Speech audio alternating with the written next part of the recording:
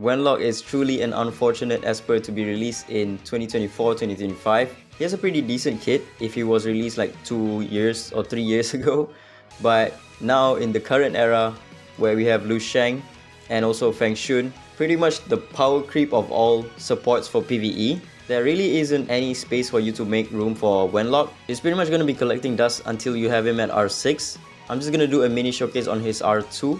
It's before fighter allies active turn starts. If they have crit rate up or crit damage up, their ability cooldowns -1 turn. There's two problems with this one. The first one is only fighter exclusive, right? The second one is most of the meta fighter Espers don't even care about their cooldown anymore. Yun Chuan does not care about his cooldown. He's only there for you to pursue attack with his passive. Embla doesn't care about her cooldown. Daji actually cares about her cooldown, but she's mostly for PvP.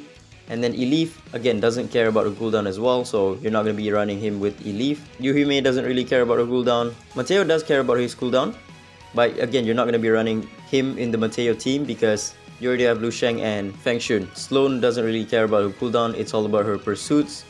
Most of the DPS that is meta don't really care about their cooldown. Even in PvP, Iki doesn't care.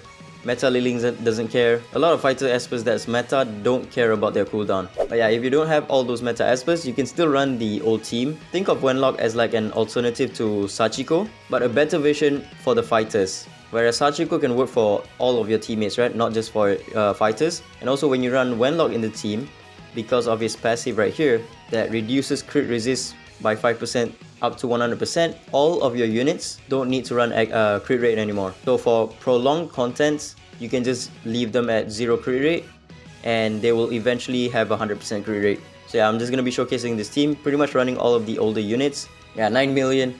Again, this score back then was pretty good, right? Before Elif, before Lu Sheng, before Feng Shun, like this 15 million, it's actually very good. Ooh, look at that, 20 million. But yeah, in today's standard, 15 million, 19 million is not really that good anymore. Alright, nice. 21 million. Look at Ophelia doing 10 million, not bad. So yeah, in this team, he's pretty much the same as if you were to run Sachiko, but a little bit better because now your Elaine does not need to be run on Ocean Set, right? She will be cycling between her S3 and S2 every single turn.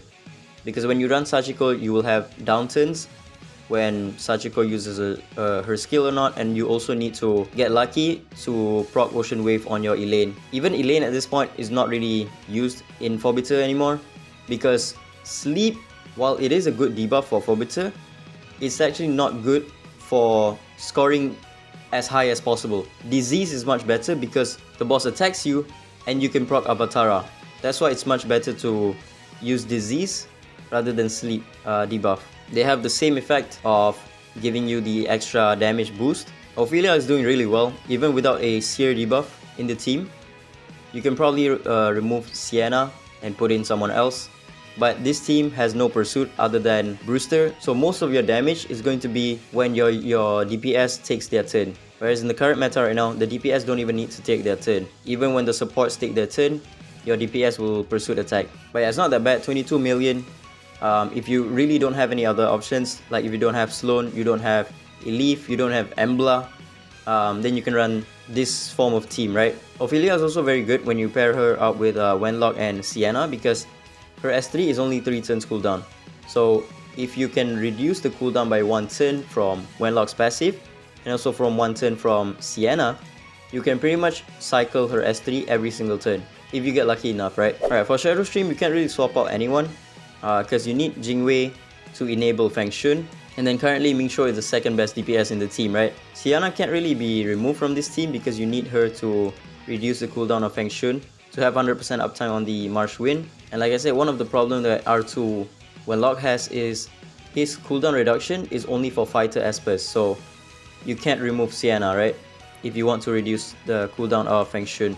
So let me just try to remove Mingxuo and put in Ophelia. Like I said, without Jingwei, your Feng Shun is not going to pop off. But maybe Ophelia can make up for the damage, right? You have Sienna to reduce her cooldown, and you also have Wenlock to reduce her cooldown every single turn.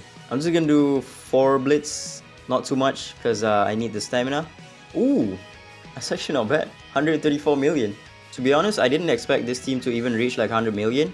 Alright, look at Ophelia's damage, right? Her S3 is going to do 226 and then her pursuits does like 100,000 each.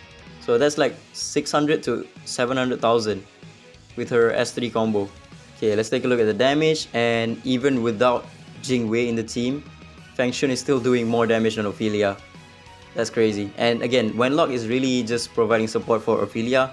The other 5 of your supports aren't really getting any support from Wenlock. Feng Shun does get a little bit of support by giving him 10% more damage when he crits because of Wenlock's passive, but that's really just about it. I mean, it's a decent team. If you don't have Mingshuo built enough, then you can run this team. It's pretty good. Like 134 million for ShadowStream is still, you know, pretty decent. But the Mingshuo plus Jingwei team is still much better than this team. But there is one unit that can make full use of Wenlock's R2 effect, and that unit is a unit that you've never heard before. Osana. Now, if you have Osana's S3 maxed out, it's a 2-turn cooldown. So if you run her in Phobiter, she can AP absorb 60% every single turn. Alright, look at this. I'm gonna use her S3, but because it's on a 2-turn cooldown, when she gets her turn, it's gonna reset again. Look at that. S3 infinite spam with Osana. That's insane. She could be decent in Phobiter, but there's no way in hell I'm gonna be maxing out Osana like ever. That's not gonna happen. And even if she is maxed out, I don't think she's gonna be anything game breaking for Phobiter. She's gonna be decent for those who don't have any other options. Like if you don't have Elif, if you don't have Sloan, then a maxed out Osana S3 with Wenlock can be pretty lethal, right? You're gonna be spamming the S3 of Osana and also stealing the boss's AP as well. S3 spam every single turn. No RNG involved. The only RNG that you have to face is if Phobiter removes your crit rate and crit damage buff, because then you're not going to reduce the cooldown whenever you get the turn. But as long as you can keep the buff, every single turn you take, you're going to reduce the cooldown by 1 turn. So yeah, not bad. But like I said, if he was released like 3 years ago, he could be decent. But now he's kind of borderline unusable because of the support power creep until you have him at R6, right?